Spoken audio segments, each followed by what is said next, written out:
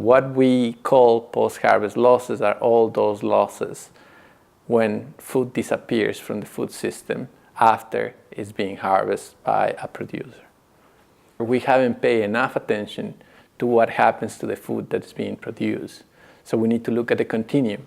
And this is the reason why reducing post-harvest losses and reducing food waste is very important, especially given that by 2050 we'll need to have 50% more food in our system to feed a growing population. One of the SDGs, of the Sustainable Development Goals, relates to food loss and food waste. That is SDG target 12.3. The goal or the target is to reduce food loss and food waste by half.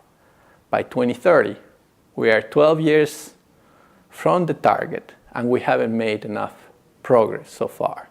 And what we want to do through Yieldwise, which is an initiative that was launched 2 years ago, is to get a better sense of how we can achieve target 12.3.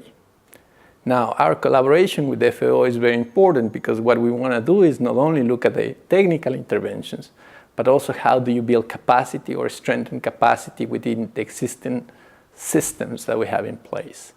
And that's the reason why the collaboration with FAO and the African Union is very important.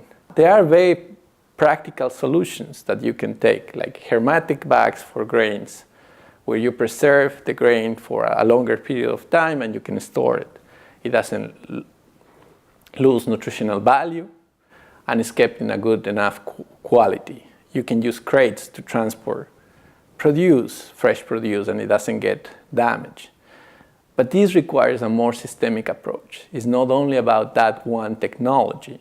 It requires an orchestration of the linkages in a value chain. You require a better market, a better transport system, a better technical solution, and an enabling environment by a government that takes the lead in investing into this. Food loss and food waste has an important role to play with climate change. It's about the nexus with energy, food, and water.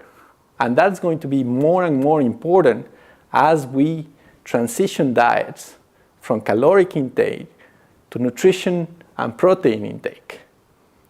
So from that perspective, these investments are going to pay off even more in the very near future.